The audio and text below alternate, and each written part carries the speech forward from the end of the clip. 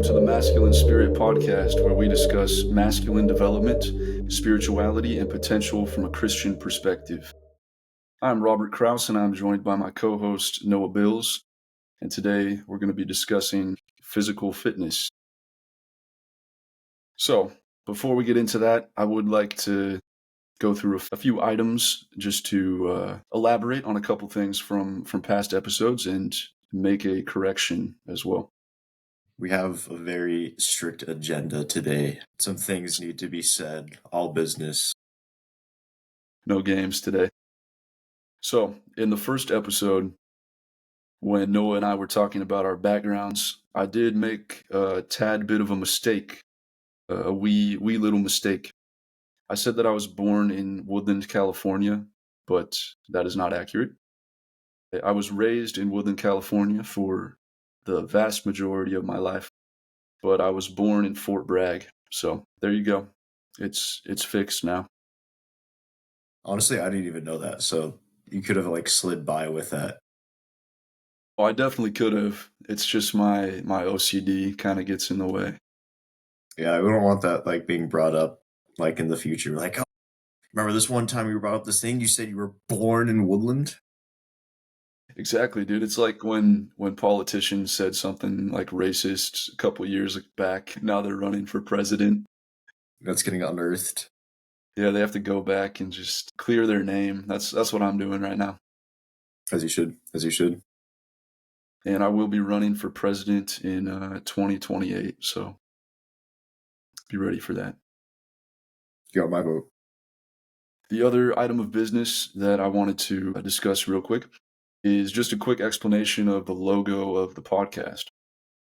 So you guys have probably seen, if you have seen the Instagram or you're just looking at the logo that we have on Spotify and such, it is a cross with a snake on the left side and a dove on the right side.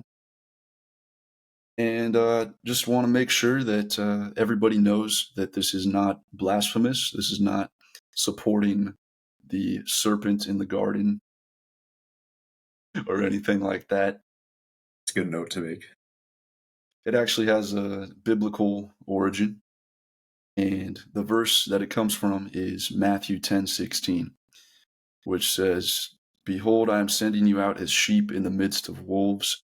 So be wise as serpents and innocent as doves." So basically, you got the cross in the middle. That's Jesus, God. You got the serpent, which represents the wisdom that Jesus wants us to have. The dove represents innocence. So there you go. In case you were wondering about that, that is out in the open now. Yes, it's good to have things clarified out in the open. I feel guilt-free now. Yeah, I didn't want anybody thinking I was a Satanist or something, Bad for business, baby. So the first little thing that I wanted to say about fitness is just a verse that I think relates to fitness very well. And this one comes from 1 Corinthians 9:25 through 27. Every athlete exercises self-control in all things. They do it to receive a perishable wreath, but we an imperishable. So I do not run aimlessly. I do not box as one beating the air, but I discipline my body and keep it under control, lest after preaching to others, I myself should be disqualified. Amen. Very interesting verse. It's obviously not only talking about physical fitness. It's definitely from a spiritual perspective and talking about the difference between physical things and spiritual things, like the spirit and the flesh. For sure. It's definitely not all about athleticism. I mean, the first part of that states that it's self-control in all things, not just in things related to performance or your skills or fitness and everything there. But I think that does give us a interesting connection between physical discipline and mental or spiritual discipline. I think that they're definitely related. and you can kind of carve out a path from physical discipline into spiritual maturity. And that's a little bit of what we're going to talk about today. So, how do you think physical fitness relates to the Christian faith and to masculinity? Robert. I think that perseverance is a huge part of Christianity. Perseverance through trials and pain and discomfort, no matter how menial it might seem. And of course, perseverance is a huge part of fitness as well. If you're not willing to go through a little bit of discomfort, then you're probably going to really struggle with your physical fitness. So I think that that is kind of a connection between the Christian faith and physical fitness. Just the general concept of faith in general applies to both. When you go into something like fitness, you have faith that what you're doing is going to make positive changes in your future later. Whether it's some sort of skill you're trying to develop in like a sport, if you're just trying to get stronger, have more energy, more stamina, whatever it is, you have faith in the process. And obviously, in Christianity, faith is kind of a big deal as well. It goes hand in hand. Like you said, it's just a lot of perseverance and the knowledge that what you're working towards now will be fruitful later on. You reap what you sow, all that fun stuff. Yeah, if you don't have faith in the process that you're working in, then why would you continue to do it? If you don't believe that at the end there's going to be some fruitful result, then it kind of puts the whole thing in question, which I think can be applied to both Christianity and fitness. For sure. For sure. I mean, if you tell yourself in the beginning that you're not going to get what you want out of this, then it's like, what's the point? There's no hope. You feel hopeless with it. Yada, yada, yada. It's not a good route to take. No, I think there's some very foundational things about fitness that we can get into. Some very basic things, seemingly basic. They might be simple, but they're definitely not easy for people to dial in and to be consistent with. And there's really three main things that I wanted to talk about. Those being exercise, nutrition, and sleep, which kind of, at least in my mind, they serve as like the three main pillars of fitness. I don't know what your opinion is on that. I mean, those definitely make sense. I always say that fitness, if I could even like bring it down to 2 points, I always say that exercise and nutrition are like two sides of the same coin. If you're only doing one and not the other, then you might not be getting the exact results that you want in terms of like overall fitness. Because I mean, if you're just going for like straight weight loss and not necessarily any like physical performance, like that's just really nutrition. But if we're going through the whole scheme of things, you're training for athleticism, then it's fitness and diet go hand in hand. If you're neglecting one, you're not going to really see results. And then obviously sleep is important as well. Maybe that's like the side of the coin that nobody talks about, is that little edge you can stand it on. But that's obviously you need rest, and your body needs to be able to recomp, because if you keep breaking it down, you're obviously not going to be able to bring it back up at any point. Yeah, it's interesting how all three of these things feed into each other. If you're not exercising enough, then the results of your good sleep and nutrition aren't going to be fully capitalized on. If you're not eating well, then you're not going to have as much energy in the gym. And of course, everyone knows if you're not getting enough sleep, or if you're getting poor quality sleep, that's going to affect your performance in the gym pretty drastically. It affects your recovery. Your recovery too, which is directly related to muscle growth, if that's what you're aiming for. I mean, there's a lot of different things you can like aim for when it comes to fitness. Obviously, it's not all just trying to be a bodybuilder, because I know that's really big these days for young men to go into the gym because they want to like look a certain way, which there's nothing inherently wrong with that. There's a lot of self-discipline and a lot of things that you can teach yourself going that route, but that's not the only goal. And to an extent, bodybuilding can be unhealthy.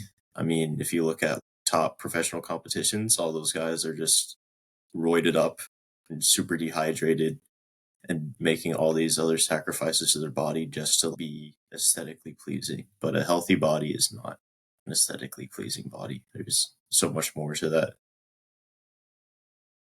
Yeah, I think, there's a difference between being aesthetically pleasing and having 30-inch biceps. Like you, I mean, you just Well, went these off are the deep end. 32, but Yeah, that's close enough, close enough. But yeah, you definitely have a lot of extremes, especially that you see on social media, because the extreme physiques are the ones that are going to get the most attention. They're going to be pushed by the algorithms.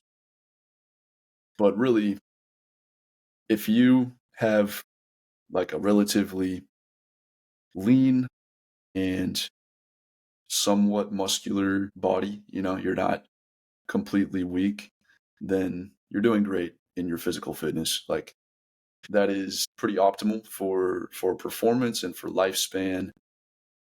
And it's also what a lot of people find to be attractive as well, despite what social media may have you think. it's not about the 12 packs. Though realistically, all you really need to like succeed in fitness is just showing up and putting in the effort. Like, everyone's results are different. Everybody's built genetically different. Maybe not everybody's built to be like super slim or like cut, but obviously not everybody's built to be like super big and strong. It's just kind of like something you have to figure out for your own self and your own body type. Really, in the end, it's just about the pursuit of physical health. You're making the decision to show up to the gym, to put good work in, to eat relatively well, and then to rest it off and then go again the next day. It's the discipline in all those steps, not necessarily like these weird specific goals that like, people want to see on social media or whatever. I got to see that 500 pound bench press. You got to do it natty. You got to have a 12 pack bulging out of your tank top as you're doing it. Well, that sounds cool. If you could do that, it's cool. But Yeah, it's not for everybody.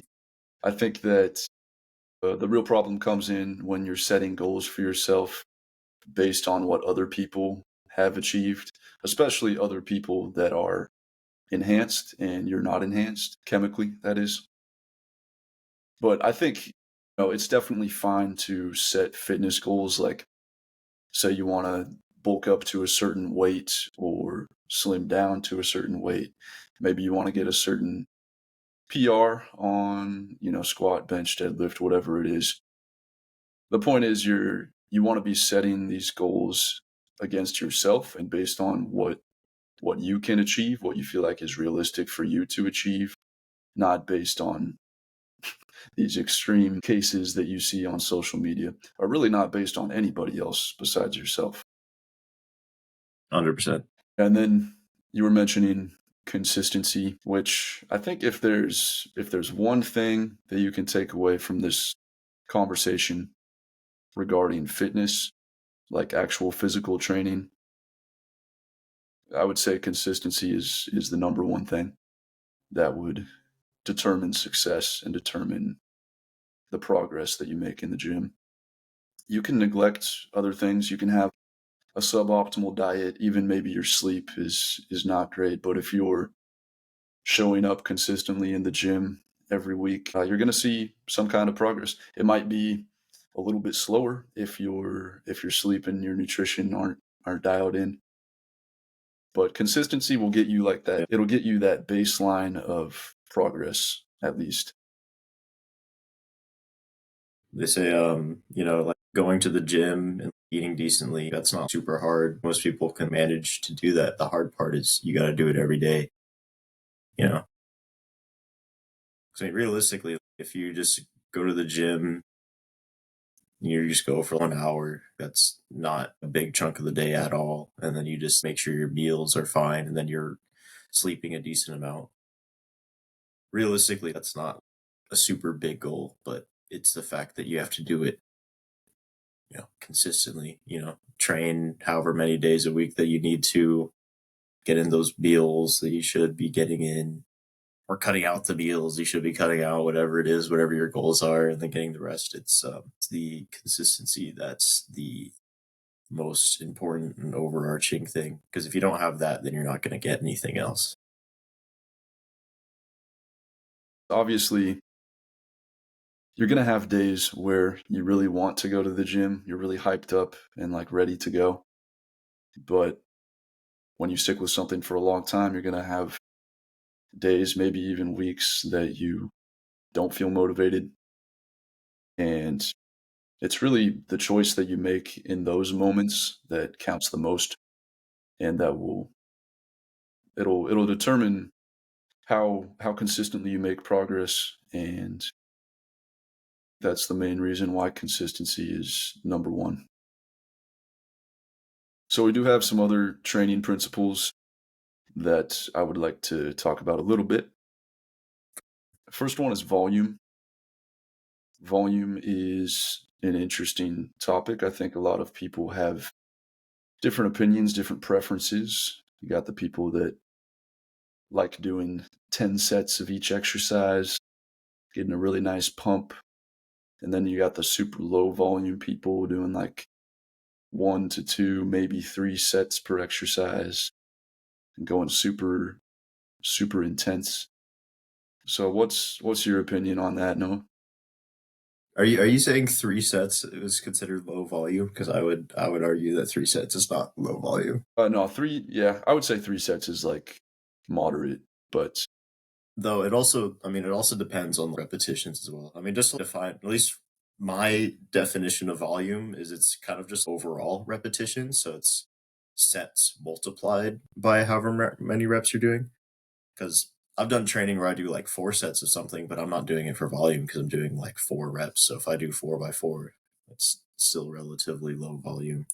But from what I've seen and from what I've heard, volume training is about hypertrophy, and hypertrophy correlates to kind of muscle size. So if you're training for the size aspect of certain muscles, obviously the performance is going to be trained as well. This isn't purely training like the size of the muscle. You go for high volume. So that's when you're doing probably repetitions within the range of like 12 to 20 for each set, and then probably doing like a good 3+ sets. I'm like a 3 set standard kind of guy because that's kind of comfortable for me, but then I vary the repetitions based off what I want to do. But you can definitely crank it up more depending on like what goals you have and what specific muscles you're trying to train. that makes sense. I do really enjoy doing some low volume stuff. Certain exercises I really like doing maybe just 1 or 2 sets, but usually when I do that, I'll do higher reps, and it'll be exercises that I can safely take to failure, like tricep push downs or curls, not usually big compound movements. Yeah, because I mean, if you're moving heavyweight, you definitely don't want to go crazy on the repetition.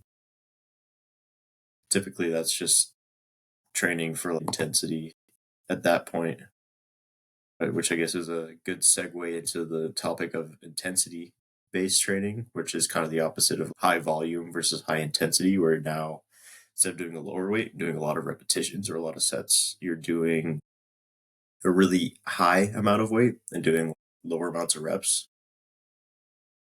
I've heard people consider it as training for like explosiveness, which is the idea that you're just, let's say bench press, you're just kind of at your starting point and you just go, and you just go, really hard. You just shoot it out. It's just training for the ability to push really hard and really fast, which in contrast to training for volume, where you're training a little bit more for size or focus on size, along with performance still, like you will still train strength training for volume. But if you're really trying to go for that 1 rep max and the ability to give it all you got in 1 repetition, high intensity, explosive training is the way to go. You just go low amount of reps, maybe 4 to 6. You just go, every single time. That's what I did for a while. Like past few years, I've been doing a good amount of powerlifting. So like for my deadlift, my squat, and my bench, it's the most reps I'll do is like 6, and then it's just really, really tough, hard reps. But it's helped my strength training a lot for sure. The explosiveness is very helpful for strength, for building that nice, beefy strength. The way that I've heard intensity described, though, is usually with the RPE system, which I'm sure you've heard of. You're a Jeff Nippard fan. He talks about that a lot. The rate of perceived exertion. So it's basically, it's a scale from 0 to 10, and 0 would be no effort, 10 being the most effort in your life, like gun to your head, not one more ounce of effort that you could give. It's like the most you're physically capable of putting out. Yeah. And so I think that the RPE system can be applied to any rep range. It's probably going to be harder to apply to really high rep ranges. Like, you're doing 20 reps of an exercise. You're going to have to like really, really push yourself through those last several reps, because you're going to be getting closer and closer to failure, but not quite there until, a pretty high rep amount. It's pretty fine tuned, but yeah, when you have really high repetitions, that just means that like, realistically, if you're doing so many, if you're doing 20 as a baseline, then you have a good amount left in the tank by the time you hit your 20th rep. Versus if you're doing an exercise that you're only doing 3 reps, typically once you're done with those 3 reps, you probably can't do another. And if you can, then that one's definitely your max effort. It's like a really easy scale to go on the lower rep ranges for that for sure, because you don't have nearly as many reps in the tank as you would going for something higher. Yeah, and I think the main takeaway that I've had with intensity is that you do want to be doing some sets that are pretty close to failure, if not all out failure. If it's an exercise that is completely safe and there's no risk of you hurting a joint or something like that, I would say just take it to failure. Especially if you've been training for a while, you're doing arm exercises, maybe some lateral raises, just take it to failure. There's not really any downside to doing that, I don't think. I mean, as long as you're not pushing like your body to like physical limits in terms of like breaking it down, like going to failure, definitely makes sense. It's a little bit harder to do in high intensity training because you don't want to be repping out 2 plates on the bench and then just like really hurting yourself and then bringing it back down. It's on your neck, and it's not a good thing. But if you're just repping out, 1 plate or whatever you're doing with that, it's a lot safer to push yourself because you don't have as much weight loaded onto you, and there's not really much that can come crashing down. Not a giant steel bar that can crush your neck. It's not my favorite thing in the world to be crushed like that. No. All right. The next training principle that we wanted to address is frequency, which might not be quite as important. Frequency would be, usually it's measured in the amount of times a muscle is trained per week, or a muscle group is trained per week. Not just training frequency in terms of going to the gym a certain amount of times per week, but training frequency in terms of what muscle groups you're targeting and how often. Yeah, I think it has to be measured based on each muscle, because each muscle group recovers differently. You can have a program, where you train one body part per day for 5 days, but your frequency would still be times 1 for each muscle group, because you're only training each muscle once per week. In my training, I try to have a frequency of 2 for most muscles. I find that's what works best for me. That's what allows me enough time to recover while also letting me get a good stimulus to the muscle for growth. So personally, that's what I do. Yeah, I mean, that's kind of like a personal basis, I think, in general when it comes to, frequency of certain muscle groups that you want to target, because then it kind of just ends up being on what your goals are. Because there's some people that, let's say, I noticed that there's some men in the gym that don't really care to train legs that much, so that's kind of a lower frequency versus they're really big on trying to get, their arms or their chest bigger or something, so they increase the frequency of their chest and arm training in order to meet those goals. You train however you want. If you want a little smaller legs compared to the rest of your body, I don't judge too hard about that. But it is important to kind of keep track of the frequency of everything you're hitting because you want to make sure that you're growing the way you want to. I try to go as well rounded as I can, so I try not to have one muscle group hit a lot more than the other, unless I have certain specific goals. Like there's sometimes when I kind of want to grow my calves a little bit more, so I'm going to add calves into another day, just get a little extra bump in something. That's always seasonal. Strength wise, my calves have actually gotten a lot stronger. Muscle size wise, not at all. Not at all. They get more cut though. I use the standing calf raise machine a lot of the time, and I've gotten to the point where I'm almost doing 4 plates on each side for like 12 reps or something, like maybe 14 reps. I'm in a similar boat. I hit for calves, I've been doing the leg press, like one where like a decline, so you're like sitting back and like pushing up. And I do my calf press on there, and I'm doing 4 plates for like 12 to 15 reps at this point.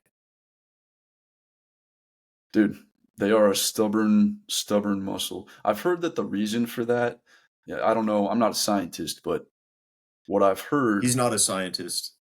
In a later episode, it's gonna come up that he actually is a scientist. He needs to correct that, but right now he's not. so what I've heard about the reason why calves are so difficult to grow is that your body weight is on them all the time. You're always walking on them, so they're used to getting a pretty high baseline stimulus just from daily activities. So training in the gym has to exceed that stimulus if you want them to grow. That's what I've heard. Your calves are already well built for your body, so to speak. So, if they already get a lot of volume, then for growth, like you said, you have to considerably exceed that amount. They say calves are also just a heavy genetic thing, and I think that just plays into the factor of what your body size already is with that. So sometimes, you won't always get the exact results you want. That's another thing where you have to understand your own body and what your body is more genetically inclined and built for. 'Cause for me personally, size is a really big issue. It's really difficult for me to put on just straight up mass and get bigger, but I can do relatively well in strength building in terms of my own body weight to what I can push out in my lifts. I have a solid advantage with that. I've got long arms. That doesn't lend me well for bench press, but I feel like it helps give me like leverage for like deadlift, so I can do a pretty good deadlift. It's like the best thing at maximizing. And I can get cut if I really wanted to because I don't have issues laying on body fat. But pros and cons. Everybody has their kind of strengths and weaknesses. I will never have dad calves, but that's okay because I have my own strengths going for me. You and me are the same in that sense. We are skinny boys. We started as skinny boys.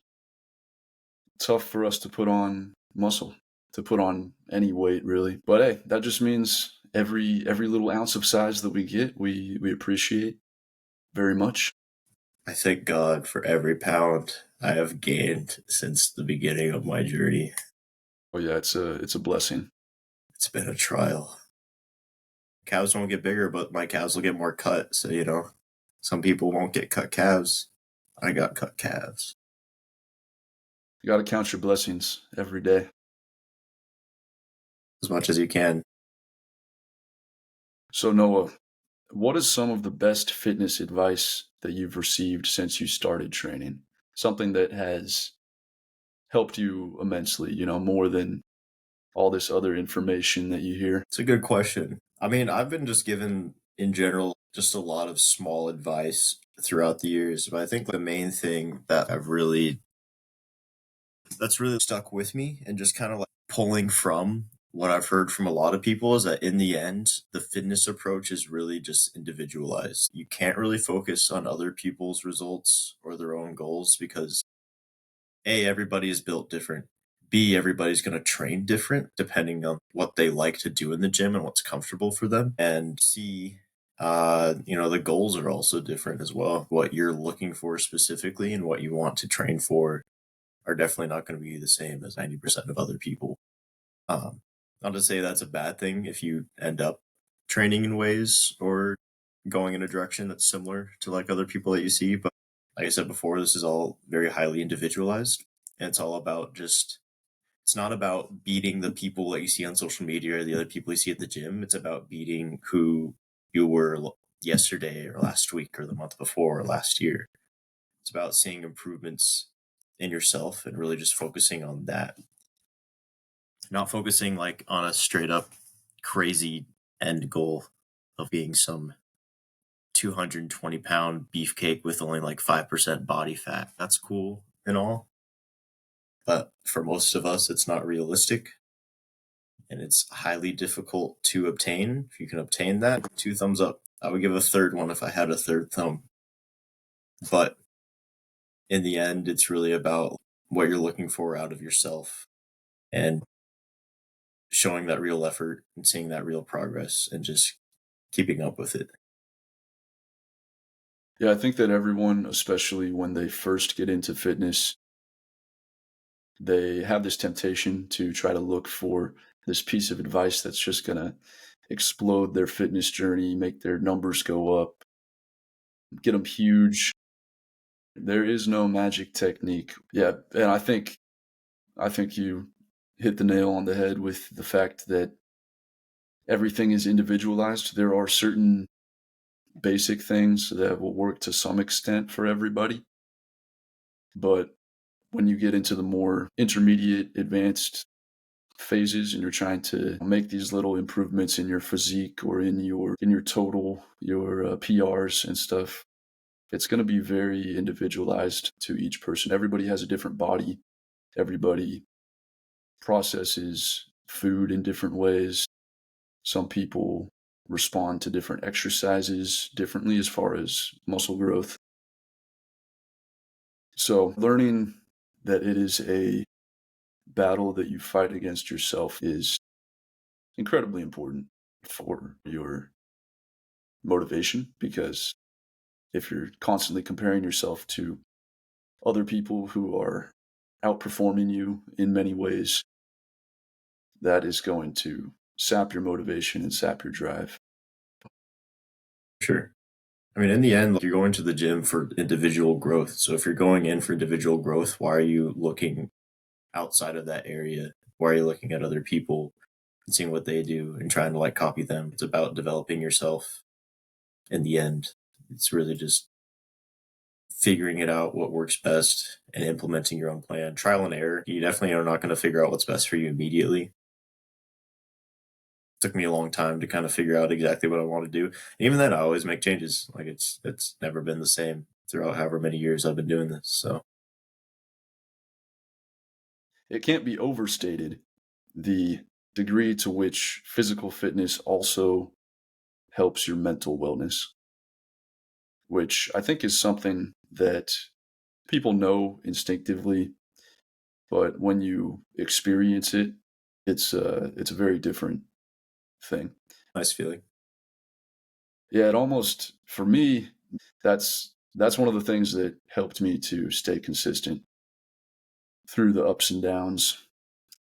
Because before I started working out, I was struggling with dark thoughts, some depression, anxiety, and fitness kind of served as a way for me to get out of that, to change my mindset by changing my physical state.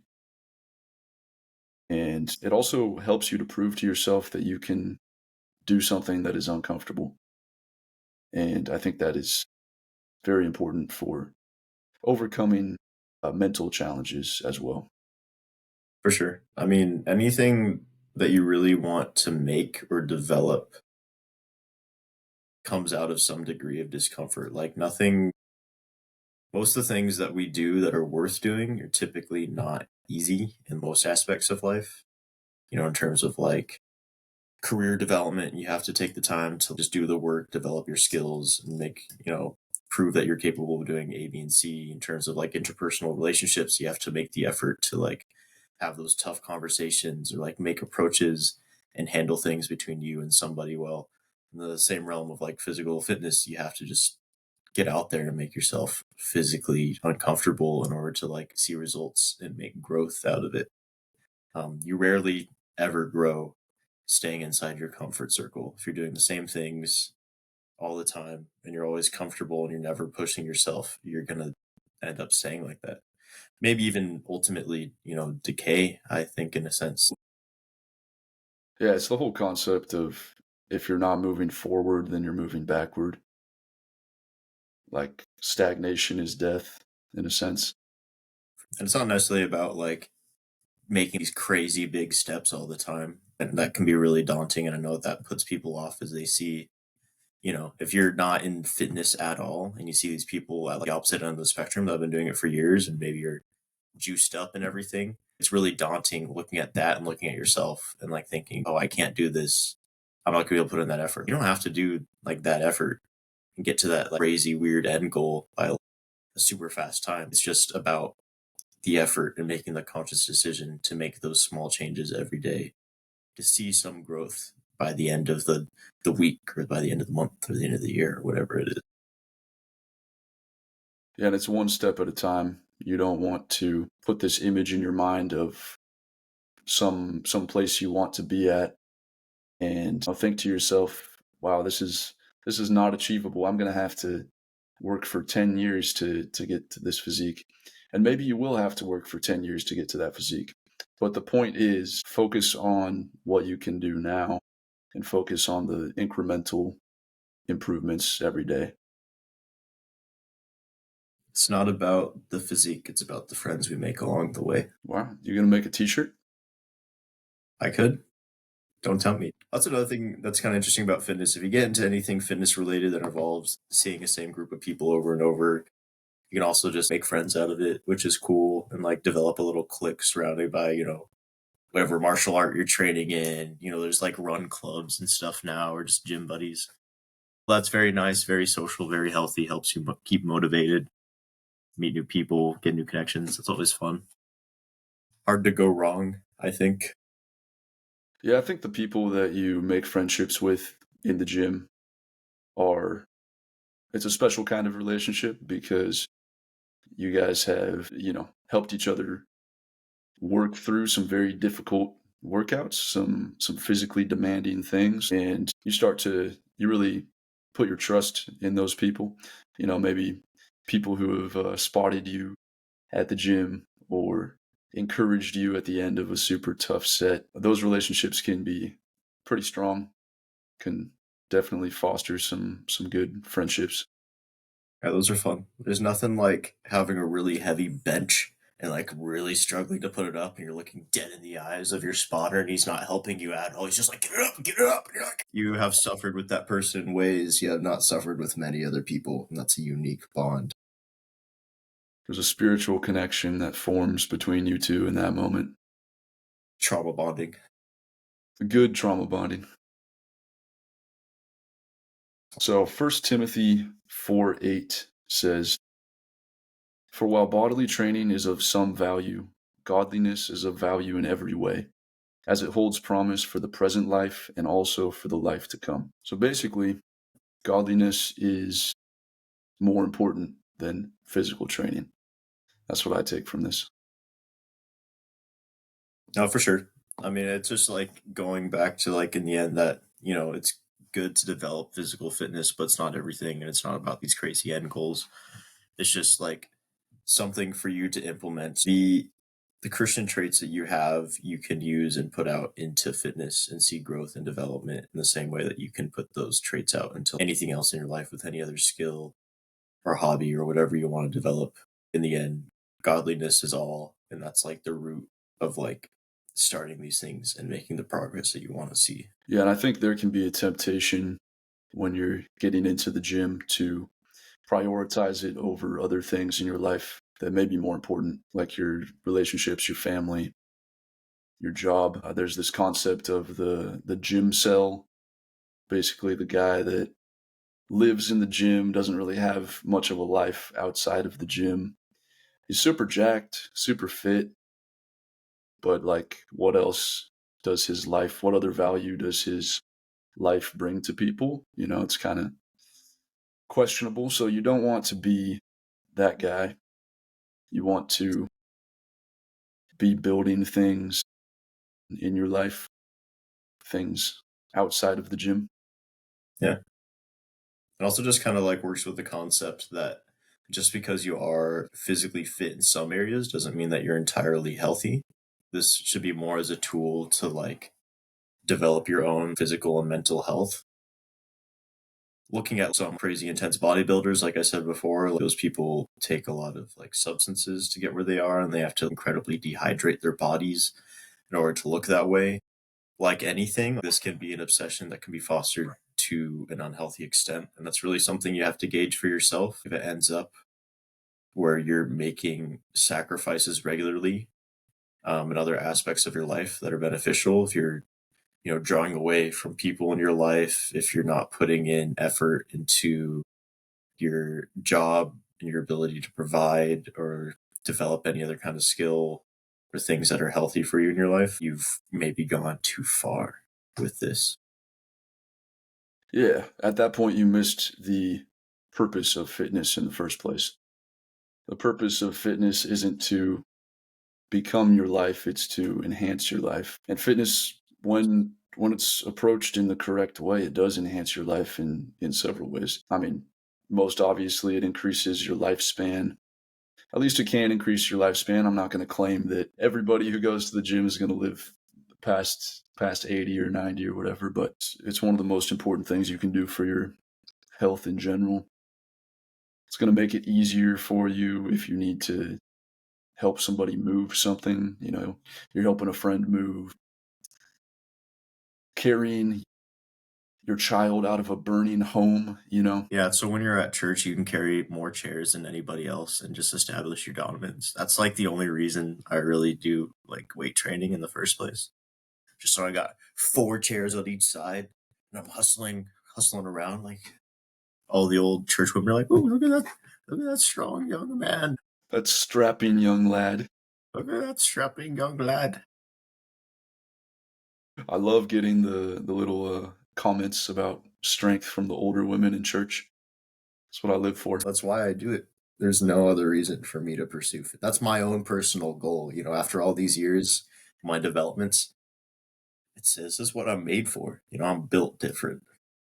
Sometimes 5 chairs on both sides, but I'm not here to brag.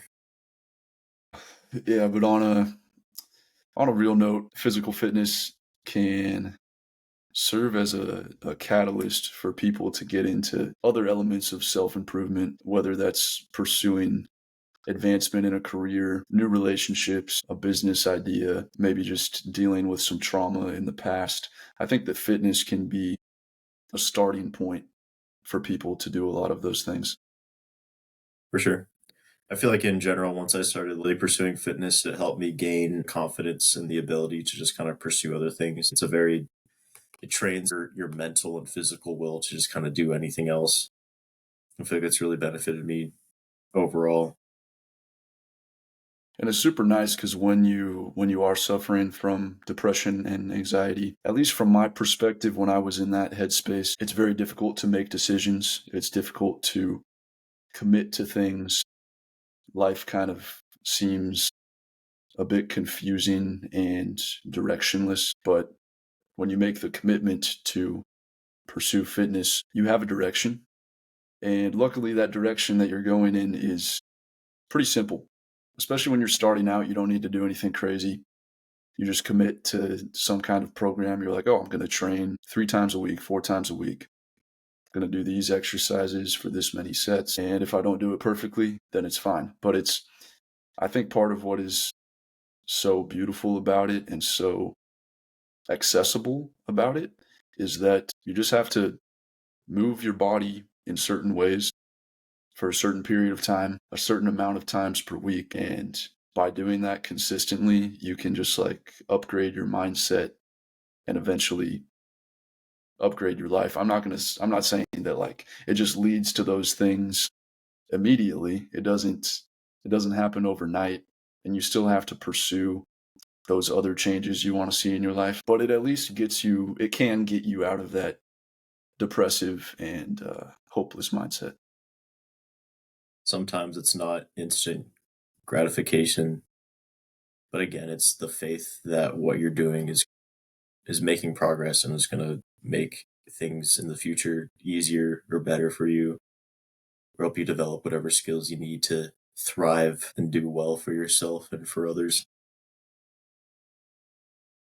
That faith is a very interesting concept, because when you start your fitness journey, you're having faith that what you're doing now is going to pay off in the future. But it's like that when you start anything. You have a business idea.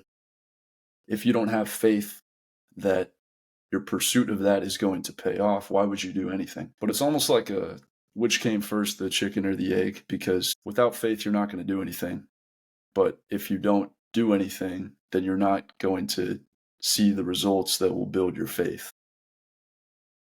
So what came first, the faith or the results? It's a tough question. Faith does come first because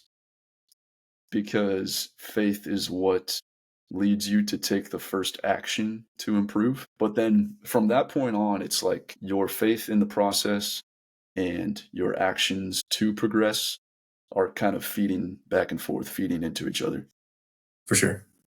It's a feed forward sort of relationship. Yeah. Once you get the ball rolling, it's a lot easier than when you started. All right. Colossians chapter 2, verses 23 to 24. Whatever you do, work heartily as for the Lord and not for men, knowing that from the Lord you will receive the inheritance as your reward. What is that? What does that piece of scripture mean to you, Robbie Krause? Everything you do should be directed towards glorifying God rather than glorifying yourself or glorifying man. I feel like that makes sense. As for the Lord and not for men. But also, one of the key points of this is work heartily. It's just going back to the whole theme of perseverance and just putting your time and effort and goodwill into something and wanting to see the rewards out of it. Yeah, God calls us to work hard in whatever we do, whether that is physical fitness or a career, any pursuit. As a Christian, we are called to work hard. And I think that means giving it your best, treating what you do with excellence, not cutting corners, not trying to just get by, because you have to treat whatever you do as an offering to the Lord. That's kind of what I think this verse is saying, is that your life is a living sacrifice to God, and you wouldn't want to present the Lord with blemished sacrifices. So in everything that you do, be excellent. Anything worth doing is worth doing well. Thank you all for joining us. Please send us your thoughts, suggestions, and criticisms at masculinespiritpodcast@gmail.com. We look forward to continuing this journey together. Have a blessed day. Have a blessed day.